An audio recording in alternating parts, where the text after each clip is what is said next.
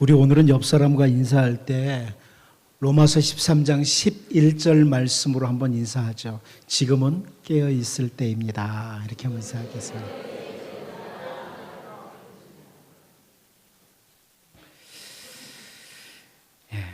인생을 사는 동안에 우리에게 찾아오는 고통들이 때로는 참 큽니다. 우리에게 찾아오는 고통은 참 크기만 한데 가만히 보면 하나님께서 좀 너무 멀리 계시다, 이런 느낌을 받을 때가 있습니다. 나는 지금 너무너무 고통스러운데 하나님은 너무 멀리 계신다, 이런 느낌이 우리에게 찾아올 때가 있습니다. 그 시편 1절 말씀을 보면 여호와여 어찌하여 멀리 서시며 어찌하여 환난 때에 숨으시니까, 이렇게 외치죠. 우리네 인생이 힘이 들 때에 더 가까이 오시고 더 붙들어 주시는 분이 우리 하나님이시라고 우리는 그렇게 믿고 있는데, 그렇게 알고 있는데, 실제로 내가 어려움을 당할 때, 내가 큰 어려움 중에 있을 때 마치 하나님께서 멀리 서 계신 것 같아요. 그리고 내가 그 환난의 큰 어려움 중에 마치 하나님께서 숨어버리시는 것 같아요. 하나님 숨어 계시는 하나님 같단 말이에요. 우리가 욥기 23장 10절을 잘 알죠? 그러나 내가 가는 길을 그가 아시나니 그가 나를 단련하신 후에는 내가 순금같이 되어 나오리라. 큰 고통 중에 있던 욥이 나의 가는 모든 길을 아시는 주님, 그래서 내가 당하는 이 모든 아픔을 통해서 하나님이 나를 단련하시고 훈련하신 후에 나는 순금과 같이 그렇게 나타나게 될 것이다. 너무나 귀중한 고백, 잘 알고 있어요 우리가. 그런데 이 구절 바로 앞에 두 절에서 욥이요 고통스러운 외침을 하고 있습니다. 이 구절은 우리가 많이 알고 있는 구절인데 10절은 23장 10절은 9절 10절에서 욥이 고통스러운 외침을 하죠. 이렇게 합니다. 욥기 23장 8절 9절을 보면 그런데 내가 앞으로 가도 그가 아니 계시고 뒤로 가도 보이지 아니하며 그가 왼쪽에서 일하시나 내가 만날 수 없고 그가 오른쪽으로 돌이키시나 배울 수가 없구나. 무슨 말이에요? 마치 하나님께서 욥을 안 만나 주시려고 작정이나 하신 것처럼 앞으로 가도 뒤로 가도 좌우로 사방에서 주님을 찾을 수 없는 상태다. 욥이 하는 고백이에요. 여러분, 우리가 인생을 살다가 고통을 당할 때 어쩌면 욥과 같이 이런 생각이 들 때가 있어. 도대체 하나님 어디 계신 거야? 하나님 우리가 고통당할 때 더 가까이 오시고 더 붙들어 주시는 분이라고 그렇게 말씀하셨는데 실제로 내가 이 아픔 당할 때 하나님 왜 내게 가까이 안 오시는 거야? 앞으로 가도 안 보이고 뒤로 좌우로 봐도 없다는 거야. 우리가 인생을 살면서 이런 느낌을 받을 때가 있어요. 도대체 하나님은 왜 내 기도 소리를 외면하시지? 왜 숨어버리시지? 이런 생각이에요. 그런데 그런 같은 고통의 때에 우리는 다윗이 했던 고백을 하나 좀 보고 싶습니다. 인생의 고통의 때를 맞았는데 하나님을 올바로 인식했던 다윗은 시편 69편 13절에서 이렇게 표현을 합니다. 이 시편 69편을 보면 다윗이 고통스러운 때라는 걸 전체를 보면 알 수 있어요. 그런데 이렇게 고백해요. 여호와여 나를 반기시는 때에 내가 주께 기도하오니 하나님의 많은 인자와 구원의 진리로 내게 응답하소서. 다윗이 고통과 환난의 때를 지나고 있으면서 하나님께서 나를 반기시는 때, 자기를 반기시는 때에 하나님 지금이 나를 반기시는 때입니다. 그래서 내가 기도합니다. 이런 말씀이에요. 여기 반기시는 때라는 것, 이 히브리어 단어는 은총의 때, 은혜의 때 이런 말씀입니다. 나를 반기시는 때다. 내게 호의를 베푸시는 때다. 내게 은혜를 베푸시는 때다. 이런 의미예요. 여러분, 모세도 역시 하나님의 백성을 향한 하나님의 그 반기심, 이것을 고백했습니다. 신명기 4장 7절이죠. 우리 하나님 여호와께서 우리가 그에게 기도할 때마다 우리에게 가까이 하심과 같이 그 신이 가까이 함을 얻은 큰 나라가 어디 있느냐? 기도할 때마다 가까이 오신다는 거예요. 반기시고 호의를 베푸시는 그 하나님이라는 거예요. 바울 사도가 선지자 이사야의 메시지를 인용합니다. 그러면서 우리가 잘 아는 고린도후서 6장 2절에서 이렇게 표현을 하죠. 이르시되 내가 은혜 베풀 때에 너에게 듣고 구원의 날에 너를 도왔다 하셨으니 보라 지금은 은혜 받을 만한 때요 보라 지금은 구원의 날이로다. 바울은 바로 예수 그리스도께서 이 땅에 오시고 우리를 위해서 십자가에서 죽으시고 우리를 구원하신 그 일로 말미암아 지금 이 시대는, 오늘 우리가 살고 있는 이 시대는 은혜 받을 때라는 겁니다. 하나님의 은총이 머무는 때라는 겁니다. 그리고 바로 앞절 고린도후서 6장 1절에서 그러죠. 우리가 하나님과 함께 일하는 자로서 너희를 권하노니 하나님의 은혜를 헛되이 받지 말라. 은혜의 때, 은혜 주실 때 헛되이 받지 말아라. 은혜의 때를 놓치지 말라는 그런 권면이죠. 여러분, 오늘 우리가 어떤 형편에 있든지, 때로는 정말 고통스럽고 힘들어서 하나님이 멀리 계시는 것처럼 느껴진다고 할지라도 사실은 하나님께서 우리에게 은혜를 베푸시는 때다. 나를 반기시는 때다. 이것을 놓치지 않고 기도하며 하나님께로 나아가는 이런 주의 백성들이 될 수 있기를 원합니다. 이제 오늘 본문 말씀을 통해서 북이스라엘의 바하사 왕조 때 이제 한 선지자를 통해서 꾸짖는 내용인데요. 이 부분을 통해서 하나님이 이때도 은혜를 베푸시는 때다. 은혜의 때다. 이것을 확인하면서 오늘 우리에게 주어진 은혜의 때를 확인하고 하나님 앞에 우리 자신을 돌아보는 정말 은혜를 받은 것을 귀하게 여길 수 있는, 은혜의 때를 귀하게 여기는 그런 주의 백성들로 우리가 설 수 있기를 원합니다. 첫 번째로 우리는 오늘 본문에서 바사를 꾸짖으시는 때다. 이 때를 좀 보려고 합니다. 북이스라엘의 바사를 꾸짖으시는 그때. 한마디로 말하면 꾸짖는 그때가 은혜의 때라는 말씀이죠. 우리 본문 1절을 다시 한번 같이 읽어봅니다. 시작. 여호와의 말씀이 하나님의 아들 예후에게 임하여 바사를 꾸짖어 이르시되. 여러분, 이 때는 어떤 때냐면 이미 북이스라엘의 바사가 여로보암의 아들 나답을 죽이고 그 여로보암에 속한 모든 가족들을 몰살시킨 때예요. 그 뒤에 바사라는 이 왕은 피를 흘린 왕이에요. 여로보암의 가족을 다 진멸했어요. 피를 흘린 사람은 피를 흘리는 게 아무것도 아니에요. 바로 그러한 때에 하나니의 아들 예후가 바사에게 보냄을 받습니다. 그 바사에게. 근데 여기 나오는 이 하나니, 그 예후의 아버지 하나니는 누구냐면 이 예후는 뒤에 나오는 예후 왕이 아닙니다. 이 선견자 하나니 예후인데 이 예후의 아버지가 하나니인데 하나니 기억하십니까?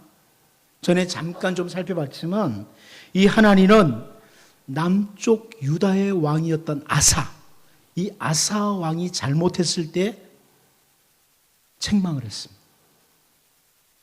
책망을 하고 감옥에 갇혔습니다. 예후의 아버지예요.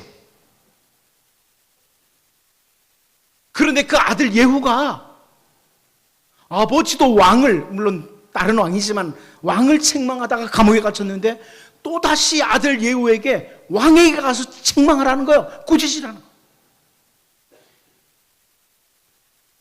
남쪽도 아니고 북쪽 왕이에요. 바하사 왕이에요. 바하사 왕은 피를 흘리는 왕입니다. 구테타를 일으키고 왕이 된 사람이에요. 남쪽 유다의 아사 왕은 그래도 초기에 우리가 선한 왕으로 분류하잖아요. 하나님의 은혜도 경험한 왕이었어요. 그럼에도 불구하고 선견자가 꾸짖을 때 감옥에 집어넣어버려요. 그런데 그 아들, 하나님의 아들 예후가 피 흘린 왕인 바하사에게 와가지고 책망을 하는 거예요. 꾸짖는 거예요. 예후는 이때 하나님께요, 하나님, 지금은 제가 저 바하사라는 왕에게 가서 이렇게 책망할 때가 아니지 않습니까? 라고 항변할 수 있습니다. 생명이 위태로운 때이기에 그렇습니다. 하지만 이 예후는 항변하지 않고 북이스라엘의 바하사에게 가서 꾸짖습니다. 왜 그렇게 하나요? 예후는요, 지금이 바로 자기를 통해 바하사를 꾸짖음으로 하나님께서 바하사에게 그리고 북이스라엘에 기회를 주시는 때라는 것을 알았기 때문에, 아직은 꾸짖으라고 하실 때는 기회로 주시는 거예요. 북이스라엘을 버리지 않았다는 거죠. 비록 아버지 하나니가 하나님의 뜻을 올바로 전하다가 감옥에 갇히기도 했지만 그 아들 예후는 북이스라엘을 향해 주시는 하나님의 기회를 위해서 생명을 무릅쓰고 하나님의 뜻을 가지고 뚝 주시면서 전하는 거예요. 여러분, 하나님의 말씀을 통해 나를 꾸짖을 때는 은혜의 때입니다. 기회의 때. 여러분이 말씀을 읽는 중에, 기도하는 중에, 혹은 말씀을 듣는 중에 하나님의 말씀이 여러분을 향해서 강하게 책망하면서 그렇게 살면 안 되잖아, 네가 그렇게 살면 안 되잖아, 은혜를 받은 네가 그렇게 살면 안 되잖아, 이렇게 꾸짖으시면요, 이 책망할 때는 은혜의 때입니다.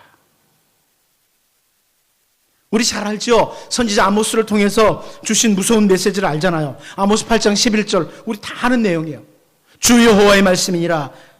보라, 날이 이를지라 내가 기근을 땅에 보내리니 양식이 없어 주림이 아니며 물이 없어 가람이 아니요 여호와의 말씀을 듣지 못한 기갈이라. 계속 말씀으로 책망을 하고 돌아오라고 바로 서라고 해도 그 기회를 무시하고 지나가면 어느 날 말씀을 듣지 못하는 기근의 때가 온다. 양식이나 물이 아니라 말씀이 없는 기근의 때가 온다.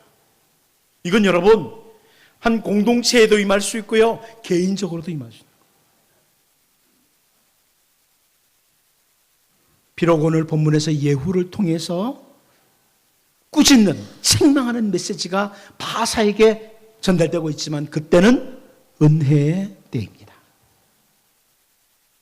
다윗이 우리아의 아내의 일로 범죄한 후에 선지자 나단이 찾아와서 꾸짖는 것은 비록 죄로 인해서 넘어졌지만 다윗이, 그러나 그때 다윗에게 하나님의 은혜가 임하는 때예요.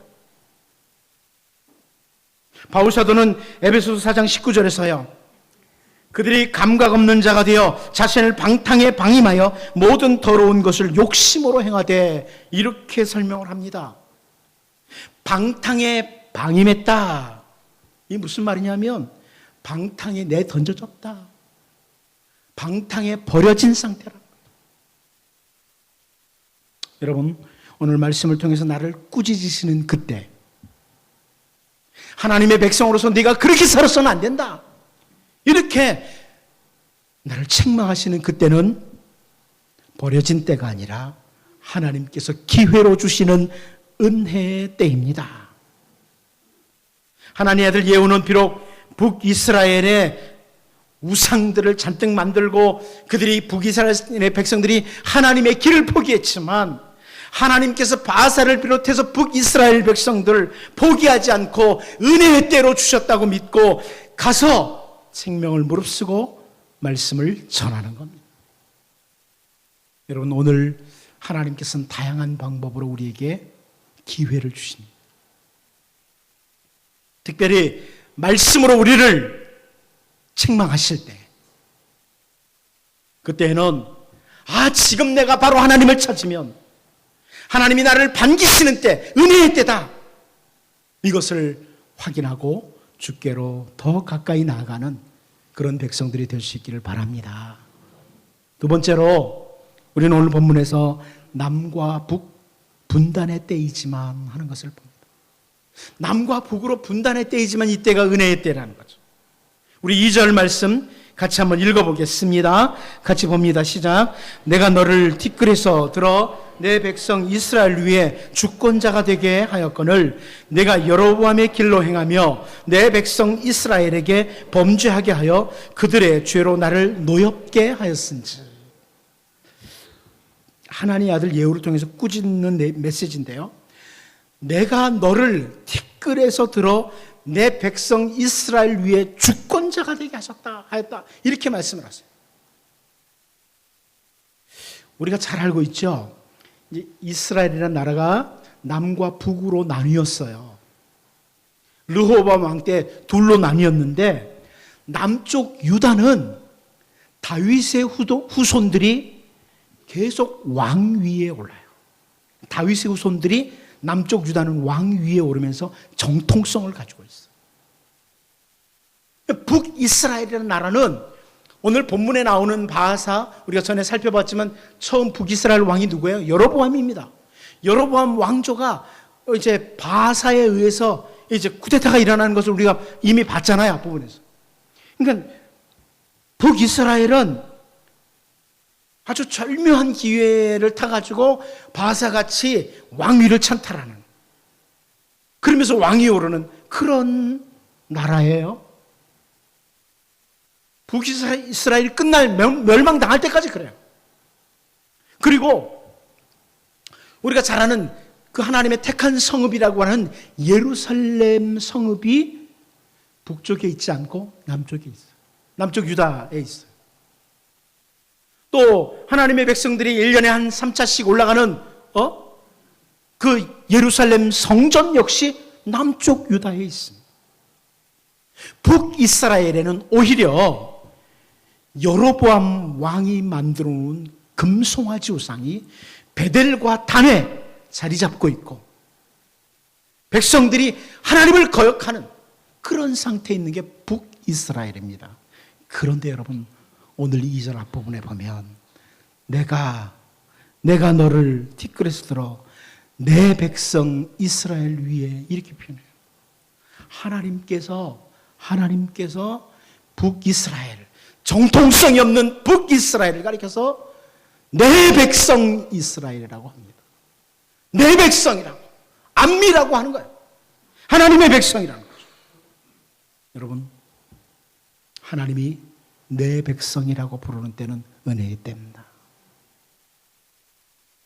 비록 분단의 때고 북이스라엘이지만, 정통성이 없는 북이스라엘이지만, 그들이 우상숭배로 가득한 그 땅을 만들었지만 여전히 북이스라엘에 하나님의 호의가 있어요.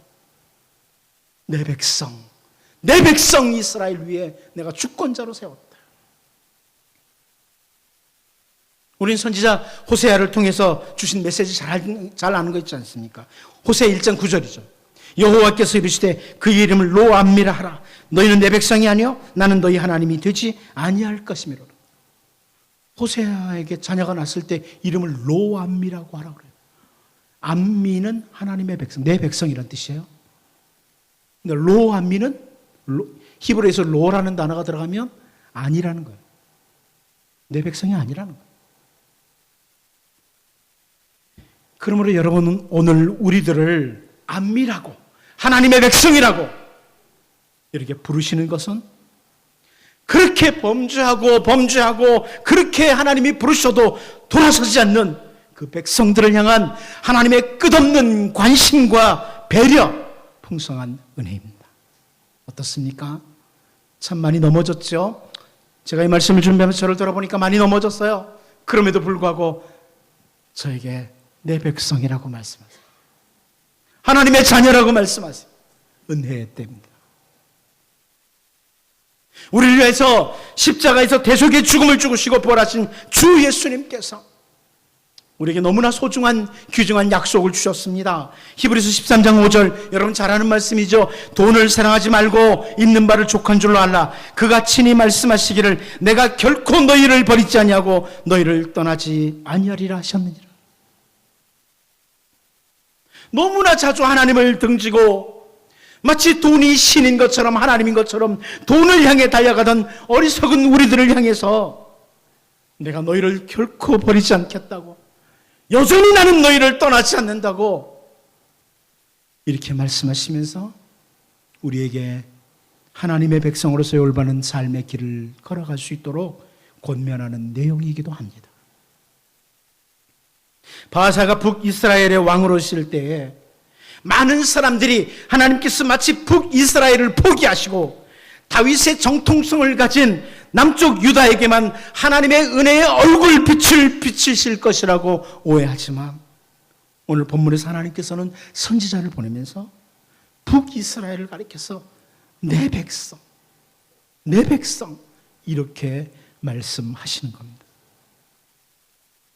여러분, 때로는 기도를 했는데 여전히 아무런 변화가 없어서 시편 22편 1절에서 보는 것처럼 내 하나님이여 내 하나님이여 어찌 나를 버리셨나이까, 어찌 나를 멀리하여 돕지 아니하시오며 내 신음소리를 듣지 아니하시나이까. 이 기도와 같은 고통스러운 외침을 우리가 가지기도 하지 않습니까?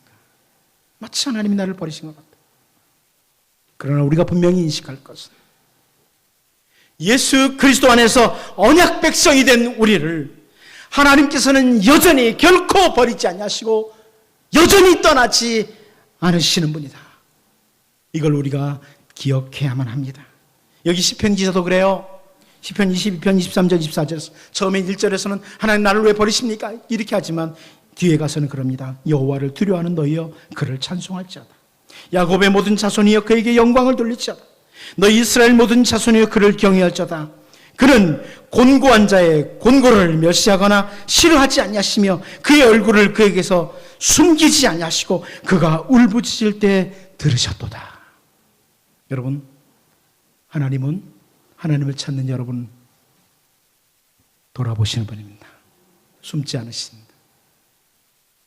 나라가 분단이 된 그때에도 다윗의 정통성을 이은 왕이 아닌데 구테타에 의해서 왕이 된 그때에도 북이스라엘은 여전히 하나님의 백성으로 인정하시면서 하나님의 은혜의 때를 보면서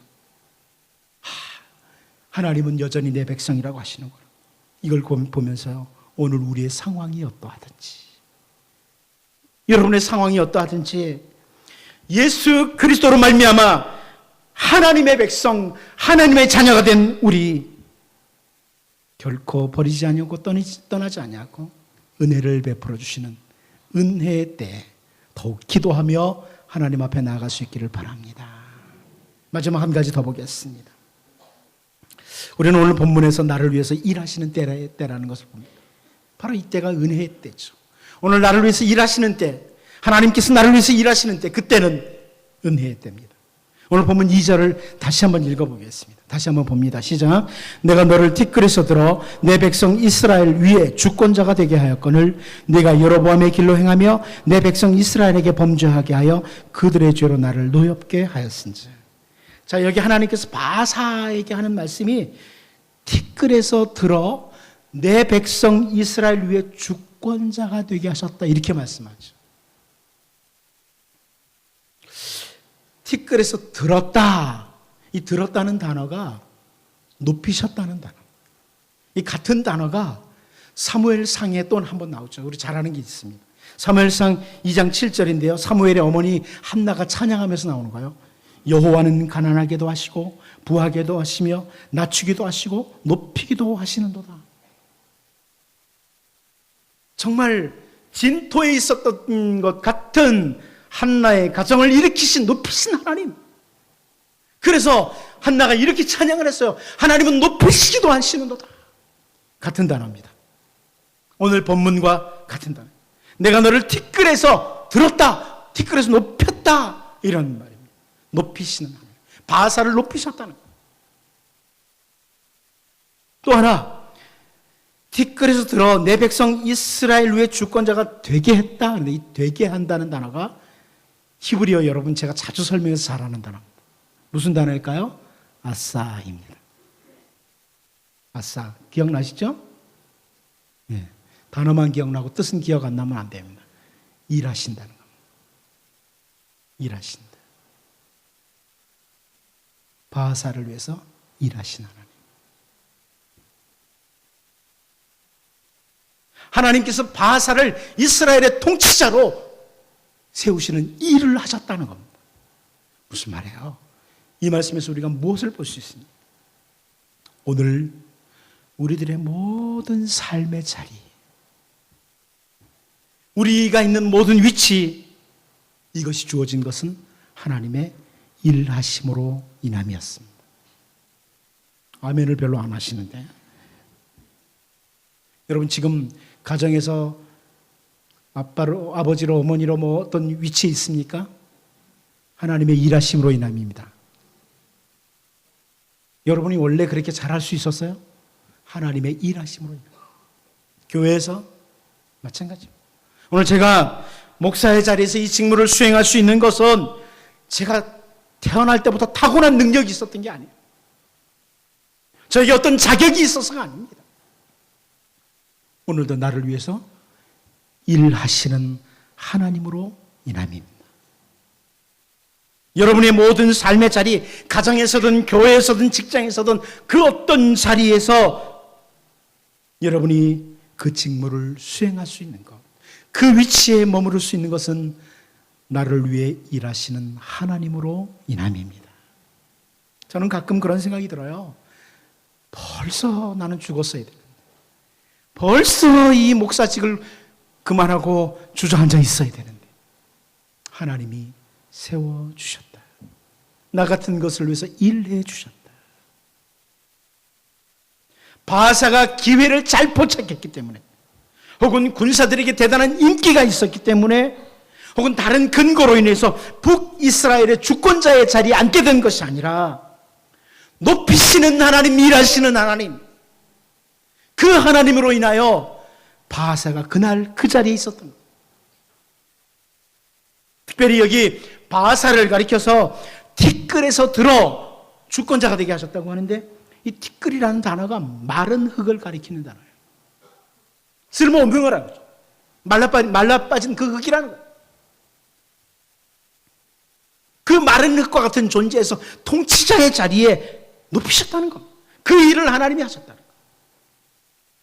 여러분, 은혜의 때는 기대할 수 있습니다. 여러분이 비록 여러분 중에 마른 흙과 같은, 아무 쓸모없는 것 같은, 우리의 평가 기준에 따라서 이제 나는 필요 없는 존재야, 이런 생각이 드는 상황에서도 일하시는 하나님이 계시기에, 높이시고 일하시는 하나님이 계시기에 우리는 은혜의 때에 기대할 수 있습니다. 사실 우리는 마른 흙과 같이 멸망의 대상들이었어요. 영원히 멸망의 대상들이었습니다. 죄로 말미암아 마른 흙과 같은 존재, 완전히 산산이 부서진 그런 존재들이었어요. 그런데 하나님께서 우리를 위해서 일을 하시되 아들 예수 그리스도를 보내주시고 우리의 모든 죄를 대신 짊어지시고 십자가에서 죽도록 하신 분, 우리를 죄와 사망의 자리에서, 마른 흙의 자리에서 건지시고 구원하시되 하나님의 자녀로 세우시는, 하나님의 자녀의 자리까지 높이시는 위대한 일을 하신 분이 우리 하나님이십니다. 우리는 하나님의 위대하신 일로 말미암아 오늘 하나님의 자녀라는 그 자리에 위치하고 있습니다. 더 나아가서 우리의 모든 삶에서 주어진, 삶의 자리에 주어진 직무들 하나님의 일하심으로 인함입니다. 오늘도 우리를 위해서 일하시는, 위대한 일을 계속하시는 그 하나님의 은혜의 때에 겸손히 그리고 최선을 다해 하나님께서 주신 위치에서 살아가는 주의 백성들이 될 수 있기를 원합니다. 기도하겠습니다. 하나님 아버지, 때로는 우리를 책망하시는 때, 그때에도 하나님 우리에게 주신 은혜의 때인 것을 알고 살게 하시고 하나님께로 더욱 가까이 나가게 하시고, 정통성이 없는 북이스라엘을 향해서도 내 백성이라고 말씀하시는, 여전히 내 백성이라고 말씀하시는 이 말씀을 기억하고 예수 그리스도 안에서 하나님의 백성으로, 하나님의 자녀로 불러주시는 은혜의 때에 더욱 주께로 가까이 나가게 하시고, 하나님의 위대하신 일로 말미암아 오늘 우리의 위치에 있는 것을 기억하고 겸손하게 최선을 다해 하나님께 주신 위치에서 살아가게 하여 주옵소서. 예수님의 이름으로 기도하옵나이다. 아멘. 우리 찬송가 262장으로 찬양합니다.